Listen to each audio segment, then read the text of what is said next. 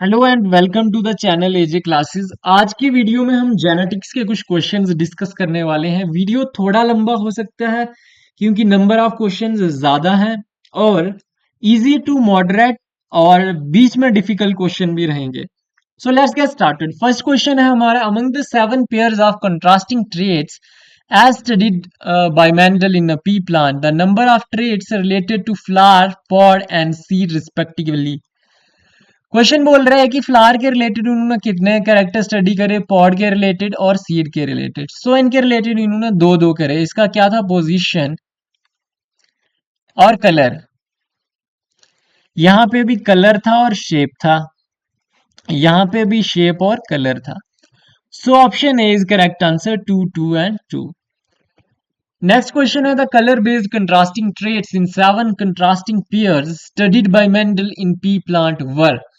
बोल रहा है कि कलर के रिलेटेड उन्होंने क्या क्या ट्रेट थे, जो कितने कितने नंबर ऑफ ट्रेट जो थे वो कलर के रिलेटेड स्टडी करे। सो फ्लावर का कलर, सीड का कलर और पॉड का कलर कितने हो गए, तीन। यही तीन थे कलर के related. So option C is correct.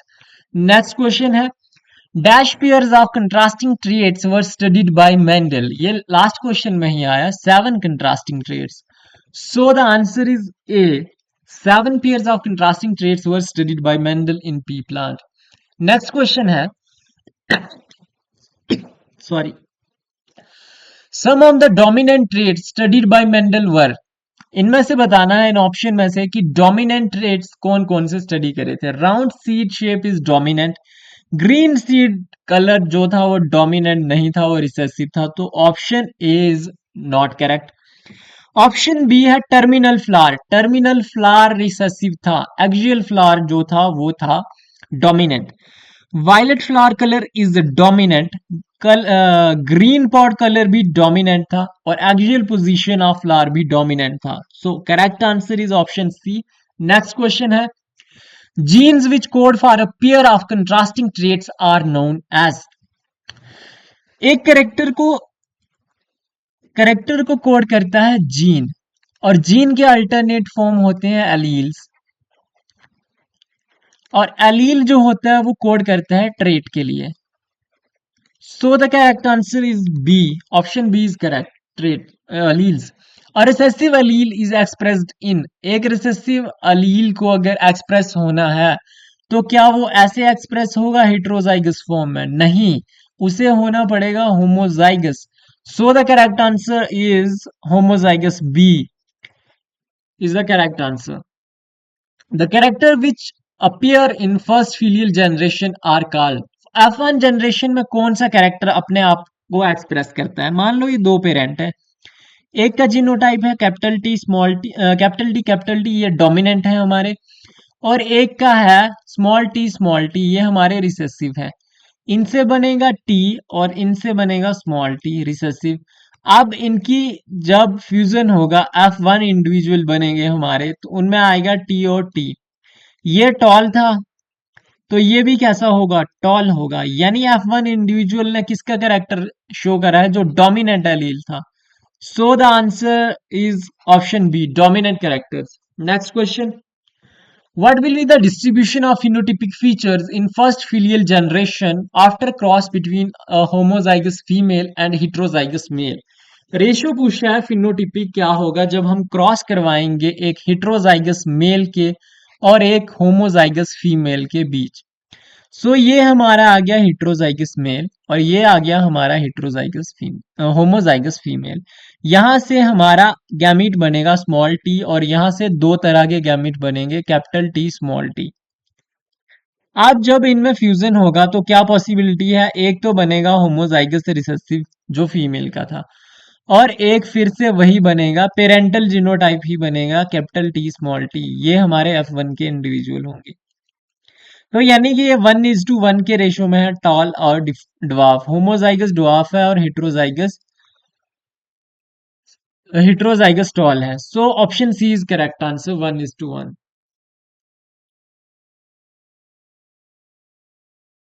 Next question है, in a monohybrid cross between two heterozygous individuals, percentage of pure homozygous individuals obtained in F1 generation will be। Option A है 25%, option B is 50%, option C is 75% and option D is 100%। Question ये कह रहा है कि pure homozygous जो होंगे, एक monohybrid cross जब हम दो हेट्रोजाइगस इंडिविजुअल में कराएंगे तो वो कितने परसेंट होंगे। सो द करेक्ट आंसर इज 50%। अब कैसे देखो, क्या बोला है, दो हेट्रोजाइगस इंडिविजुअल है, एक हेट्रोजाइगस और दूसरे हेट्रोजाइगस, इनसे क्या पॉसिबिलिटी है, इनसे पॉसिबिलिटी है दो तरह के गैमेट। वैसे ही यहाँ पे बनेंगे कैपिटल टी स्मॉल टी। अब जब इनमें क्रॉस होगा तो बनेगा कैपिटल टी टॉल होमोजाइगस, फिर बनेगा capital T small T tall heterozygous, फिर बनेगा स्मॉल टी टॉल हेट्रोजाइगस और स्मॉल टी होमोजाइगस। तो हमें क्या पूछा है, होमोजाइगस इंडिविजुअल कितने परसेंट होंगे, चार बने हैं यहाँ, 1 2 3 4, चार टोटल बने हैं, इनमें से एक होमोजाइगस टॉल है और एक होमोजाइगस डिवॉर्फ है। सो चार में से दो इंडिविजुअल क्या है हमारे, होमोजाइगस है। So the answer is 50%। समझ आया कैसे, 25 × 2 = 50, यही हमारा आंसर है। So option B is correct answer. Next question है, on crossing two heterozygous tall plants a total of 500 plants were obtained। कितने प्लांट बन रहे हैं हमारे पास, 500 प्लांट बन रहे हैं इन F1 generation. What will be the respective number of tall and dwarf plant in F1 generation. So the correct answer is option A, 375 and 125 is the correct answer. अब देखते हैं कि ये कैसे आया क्रॉस। तो मान लो कि दो इंडिविजुअल हैं, ये आगे parents, capital T small T heterozygous लेने हैं और दूसरे भी क्या है, कैपिटल टी स्मॉल टी। जैसे लास्ट क्वेश्चन में थे जीनोटाइप, वैसे ही कुछ सिमिलर। देन इनमें से गैमीट बनेंगे कैपिटल टी स्मॉल टी और कैपिटल टी स्मॉल टी। ठीक है, यहां तक पता चल रहा है आपको। अब इनका हम बनाते हैं F1 जनरेशन बनाते हैं, टेबल की फॉर्म में करते हैं इस क्वेश्चन को। ठीक है, वेट ए सेकेंड। हाँ बस, चलिए अब यहाँ पे मेल होगा और यहाँ पे होगा फीमेल। ओके, नाउ अगर ये टी है और ये स्मॉल टी है तो ये भी टी और ये स्मॉल टी, ये तो आपको पता है। यहाँ पे बन गया टी टी, यहाँ पे बन गया टी स्मॉल टी, यहाँ पे बन गया टी स्मॉल टी और यहाँ पे बन गया टी एंड टी। ये टॉल है, ये टॉल है, ये टॉल है और ये ड्वार्फ है। सो टॉल और ड्वार्फ का रेशियो मोनोहाइब्रिड क्रॉस का क्या आ गया, 3:1 आ गया। ठीक है, अब हमें टोटल इंडिविजुअल दिए हुए हैं यहाँ पे 500। सो यानी कि 3/4 इंडिविजुअल क्या है हमारे, 3/4 इंडिविजुअल क्या है, टॉल है 500 में से, और 1/4 इंडिविजुअल क्या है हमारे, ड्वार्फ है, कितने में से, 500 में से। अगर इसको हम कट करें तो क्या आएगा यहाँ पे, 125। ठीक है, 125 आएगा, 500 में से 125 को माइनस कर देंगे तो आएगा 375। सो the correct answer is option A. आपको समझ आया ना ये कैसे हुआ। नेक्स्ट क्वेश्चन, इन ए माइस। अब माइस वाला क्वेश्चन आ गया है, थोड़ा जोलॉजी के रिलेटेड है पर ये जेनेटिक्स का पोर्शन है, तो बॉटनी में भी ऐसे क्वेश्चन पूछ सकते हैं। आपने ये नहीं सोचना है कि नहीं ये नहीं हो सकता, हो सकता है। In mice, black coat color allele capital B is dominant to brown coat color small b।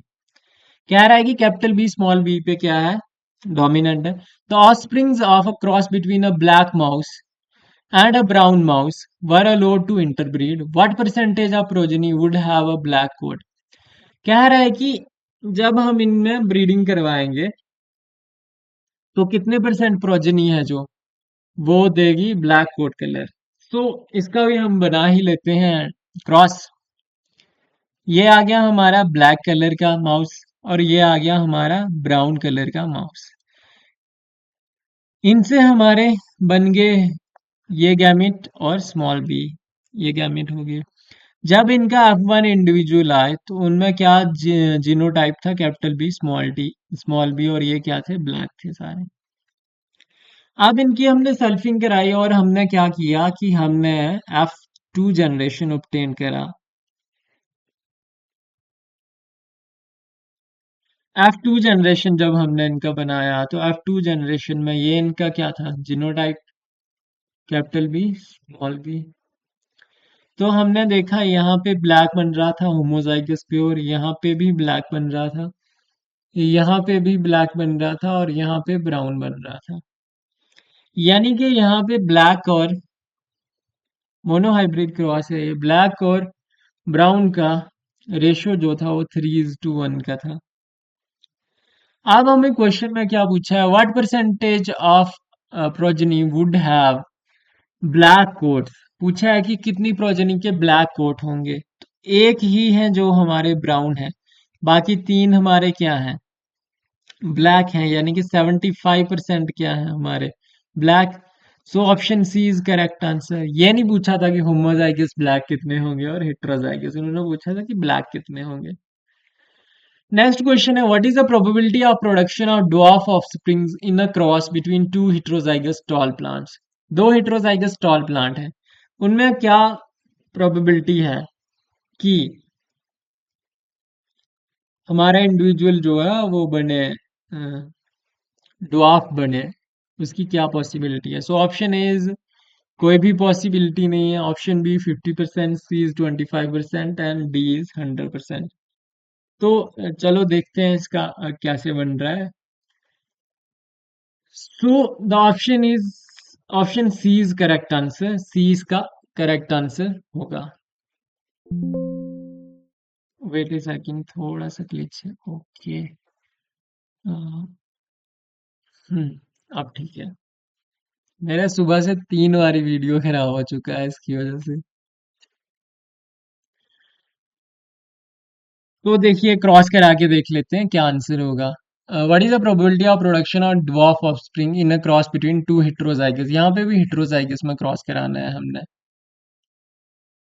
O sorry, हाँ, ये और ये, इनका जब हम क्रॉस कराएंगे तो यहाँ पे बनेंगे गैमेट टी और स्मॉल टी, यहाँ पे भी टी और स्मॉल टी।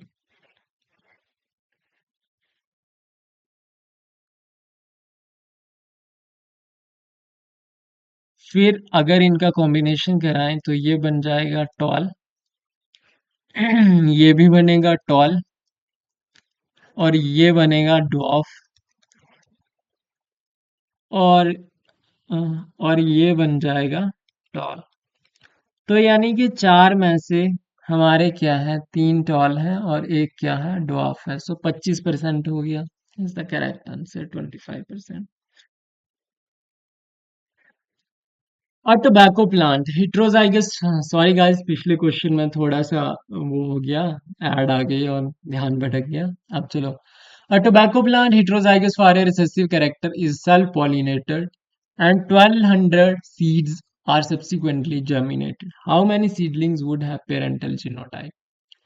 क्वेश्चन ये कह रहा है कि 1200 सीड्स को हम अगर जर्मिनेट कराएं और उनको आपस में उनकी सेल्फिंग कराएं, तो जो न्यू सीड बनेंगे उनमें क्या प्रोबेबिलिटी है कि कितने नंबर ऑफ इंडिविजुअल्स जो हैं वो पेरेंटल कैरेक्टर शो करेंगे। तो आपने पढ़ा होगा कि 50% ऑफ द इंडिविजुअल जो होते हैं वो पेरेंटल कैरेक्टर शो करते हैं। तो यानी कि ऑप्शन बी हमारा करेक्ट हो जाएगा। अब एक बार ऐसे दिखा देते हैं आपको। दो हेटेरोजाइगस हैं, मान लो कि उनका जीनोटाइप है ए और ए, ठीक है। तो उनका क्रॉस क्या बनेगा, ए और ए, ये क्रॉस बनेगा, ये, और फिर ये हेटेरोजाइगस इंडिविजुअल, ये हेटेरोजाइगस और ये होमोजाइगस, ठीक है। अब इन्होंने क्या पूछा है, a tobacco plant is heterozygous for a recessive character is self pollinated and 1200 seeds are subsequently germinate. How many seedlings would have parental genotype. आप बोल रहे हैं कि पेरेंटल जीनोटाइप कितने सीडलिंग के पास है, पेरेंट्स का क्या जीनोटाइप था, ए कैपिटल ए और स्मॉल ए था। तो यहाँ पे कैपिटल और स्मॉल ए कितनों का है, टू, यानी 50% का, 50% का ही है ना। तो 1200 का 50% कितना होगा, 2 से डिवाइड कर दो, ठीक है, 600। यही तो हमारा आंसर है। समझ आया ना आपको? हमें बताना था कि पेरेंटल जीनोटाइप कितने इंडिविजुअल बता रहे हैं, तो पेरेंटल का जीनोटाइप इन दो से ही, हेटेरोजाइगस से ही सिमिलर है।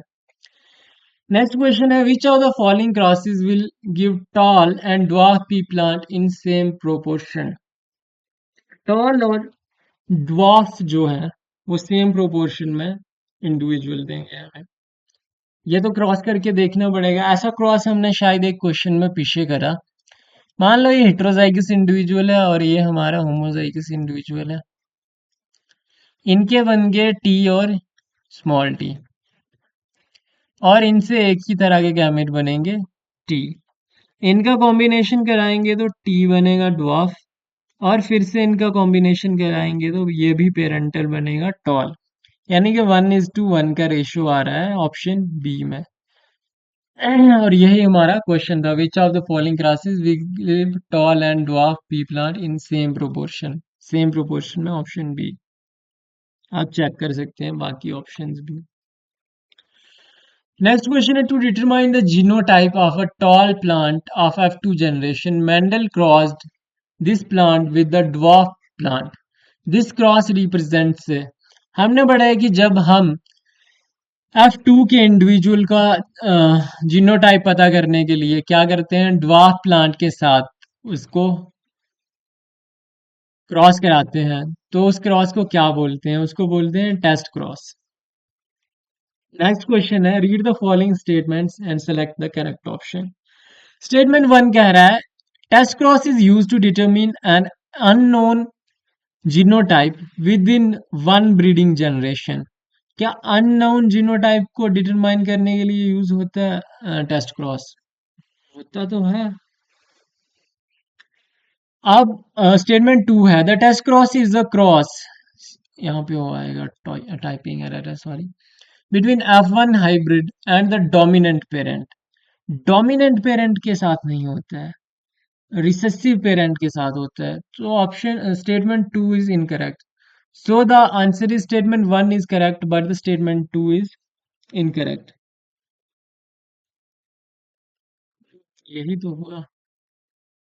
Mendel formulated the law of purity of gametes on the basis of, law of purity of gamete किसके बेसिस पे बताया था? लॉ ऑफ सेग्रीगेशन भी बोलते हैं, मोनोहाइब्रिड क्रॉस, इजी क्वेश्चन था। Read the following statement, the law of segregation is one of the most important contribution to the biology. True. It introduced the concept of hereditary factors as discrete, oh यहाँ पे ऐसा आना था, physical entities in entities which do not become blended. दोनों statement correct हैं, so answer A, option A is correct answer. Next question है, the inheritance of flower colour in antirrhinum, dog flower बोलते हैं जिसको, is an example of, snapdragon भी बोलते हैं इसको। कौन से डोमिनेंट्स के एग्जांपल है? सॉरी, जो इसमें है एंटी राइनम में, ये आपका होमवर्क क्वेश्चन है, ये आप बताओगे। इनकम्प्लीट डोमिनेंस, को डोमिनेंस, मल्टीपल एलील्स या लिंकेज का एग्जांपल है ये। ठीक है, एंटी राइनम, स्नैपड्रैगन भी बोलते हैं, डॉग फ्लावर भी बोलते हैं, ये किसका एग्जांपल है? एंटी राइनम मेजस। इसमें कुछ ऐसा रेशो बनता था, 1:2:1, रेड, पिंक एंड वाइट का। ये आप बताओगे, ठीक है, को डोमिनेंस है या इनकम्प्लीट डोमिनेंस है। Phenotype and genotype ratio is similar in case of, phenotypic and genotypic ratio जो है वो सिमिलर होती है किस केस में? कंप्लीट डोमिनेंस के केस में, इनकम्प्लीट डोमिनेंस के केस में, ओवर डोमिनेंस के केस में, या epistasis? So option B is correct answer, incomplete dominance के केस में। क्या रेशियो रहता है? 1:2:1 का रेशियो रहता है। इन फोरोग्लाक, जिसका दूसरा नाम होता है Mirabilis jalapa, the gene for red colour capital R is completely dominant over the gene for white color. Hence the plant heterozygous for flower color, जिसका जीनोटाइप होगा capital R small r, have pink flowers. What will be the ratio of offsprings in the cross between red flower and pink flower? चलो तो question ये कह रहा है कि हमें क्रॉस कराना है किसका, रेड फ्लावर का जो होमोजाइगस है और पिंक फ्लावर का, और इनकी रेशियो क्या रहने वाली है ये हमने बताना है। ठीक है, तो क्रॉस कराते हैं। रेड का जीनोटाइप होगा capital R small capital R, और पिंक का जीनोटाइप है कैपिटल आर स्मॉल आर। इनके गैमेट बन जाएंगे कैपिटल आर स्मॉल आर, इनके गैमेट बन जाएंगे एक ही टाइप के आर, इनके कॉम्बिनेशन से बन गया रेड, और फिर से इनके कॉम्बिनेशन से कैपिटल आर स्मॉल आर बन गया pink. Pink is to red का रेशियो देखें हम तो 1:1 का है, यानी कि 50-50 है। So option C is correct answer. Next question है अ चाइल्ड, यहाँ पे स्पेस नहीं लगा है, अ चाइल्ड है। A child has a blood group O, a father has a blood group A and mother has blood group B, work out the genotypes of the parent. अगर father का blood group A है और mother का blood group क्या है, B है, और child का ब्लड ग्रुप ओ है, तो हमें बताना है कि क्या ब्लड ग्रुप रहा होगा माँ और बाप का। So the correct answer is option B. अब ये आप बताओगे कैसे, बहुत इजी है। नेक्स्ट क्वेश्चन है A B O blood grouping in human is an example of incomplete dominance, codominance, multiple allelism, या option D both B and C. Multiple allelism भी होता है और कोडोमिनेंस भी होता है, so option D is the correct answer. What can be the blood group of offsprings when both parents have AB blood group? अगर parents का AB blood group है तो आगे बच्चों का क्या हो सकता है? ए भी हो सकता है, बी भी हो सकता है, और ए बी भी हो सकता है, ओ नहीं हो सकता। ठीक है, जब बोथ पेरेंट का ए बी होगा तो इनमें क्या क्या एलील के कॉम्बिनेशन होंगे? आई ए आई बी होगा इनके पास। ठीक है, और ऑफस्प्रिंग्स अगर ए बी है तो ये जीनोटाइप होगा। अगर ए ब्लड ग्रुप है तो ए आई ए पॉसिबल है ना। और बी अगर, अरे यार फिर से बी सॉरी,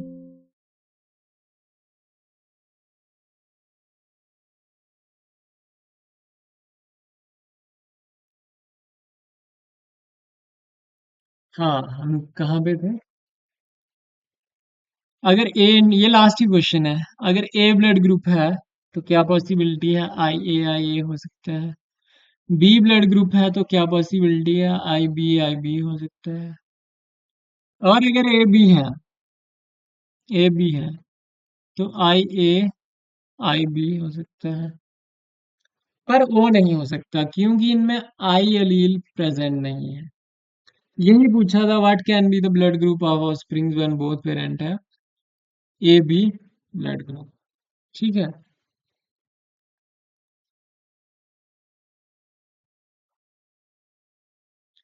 तो ठीक है, आज के वीडियो में इतना ही था। बीच बीच में गड़बड़ हो गई, ऐड आ रहे थे, सो उसको थोड़ा ऐसे कर लेना एडजस्ट। और कमेंट में बताना कि नेक्स्ट वीडियोस आप किस टॉपिक पे चाहते हो, या अभी जेनेटिक्स पे और वीडियोस लाऊं। आप ऐसे बताते नहीं है तो मुझे पता नहीं चलता है कि किस टॉपिक पे वीडियोस लानी है, क्वेश्चन का लेवल क्या रखना है। अगर आप कमेंट्स में बता देंगे तो यूजफुल होगा मेरे लिए भी। So thank you very much. Channel को सब्सक्राइब कर दें जो ज़रूरी चीज़ है, बाकी तो